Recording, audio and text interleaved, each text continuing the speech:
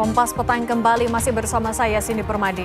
Saudara Menteri Hukum Supratman Andi Aktas menegaskan, pemerintah tidak akan lagi melanjutkan wacana penerapan denda damai bagi koruptor. Menkum mengklarifikasi mekanisme denda damai hanya berlaku untuk tindak pidana ekonomi. Terkait wacana yang dilontarkan sebelumnya, Supratman mengaku hanya ingin menjelaskan perbandingan bahwa ada mekanisme penyelesaian perkara di luar pengadilan untuk tindak pidana yang menimbulkan kerugian perekonomian negara, seperti pengampunan pajak atau tax amnesty. Menurut Supratman, selain tindak pidana ekonomi, tindak pidana korupsi juga mengakibatkan kerugian negara. Supratman menjelaskan, denda damai bukanlah domain dari Presiden, melainkan kewenangan Jaksa Agung untuk pengampunan pidana ekonomi. Karena itu, denda damai tidak bisa diterapkan untuk mengampuni pelaku korupsi. Dalam pemberantasan tindak pidana korupsi, sama sekali Presiden tidak akan memberi toleransi.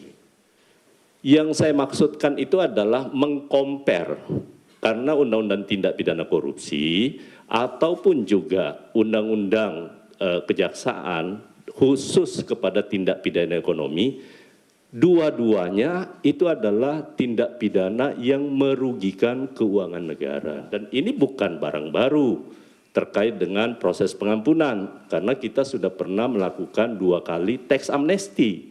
Kan negara memberi pengampunan. Kemudian di dalam Undang-Undang Cipta Kerja juga ada yang terkait namanya denda keterlanjuran untuk tindak pidana di bidang kehutanan. Itu hanya compare bahwa ada aturan yang mengatur, tetapi bukan berarti Presiden akan menempuh itu, sama sekali tidak.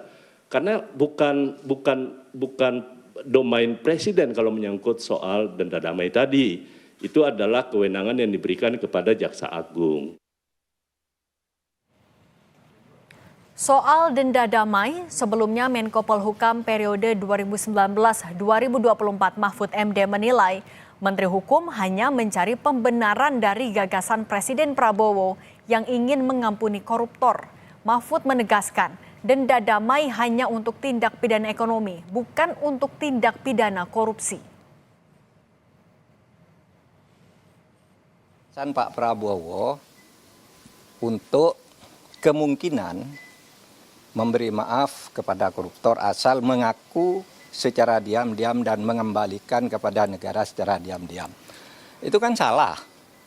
Undang-undang korupsi tidak membenarkan itu, hukum pidana tidak membenarkan itu. Lalu menterinya mencari dalil pembenar, itu kan ada di Undang-Undang Kejaksaan, denda damai. Denda damai itu hanya untuk tindak pidana ekonomi sesuai dengan Undang-Undang tentang Bea Cukai, Undang-Undang Perpajakan, dan Undang-Undang Kepabeanan. Itu hanya untuk tindak pidana ekonomi tertentu. Korupsi tidak masuk di situ. Sementara Wakil Ketua Umum Partai Gerindra, Habibur Rahman menilai kritik mantan Menteri Koordinator Politik, Hukum dan Keamanan Mahfud MD soal wacana pengampunan terhadap koruptor dengan mengembalikan kekayaan negara tak perlu digubris, tak perlu ditanggapi. Habib menyebut kritikan Mahfud tidak sejalan dengan kinerjanya saat menjabat sebagai menteri saat pemerintahan Joko Widodo. Pernyataan umum seorang pemimpin pemerintahan maupun pemimpin negara, kepala negara, nggak bisa dijawab dengan hal ihwal prosedural ala Mahfud MD. Mahfud MD ini orang gagal.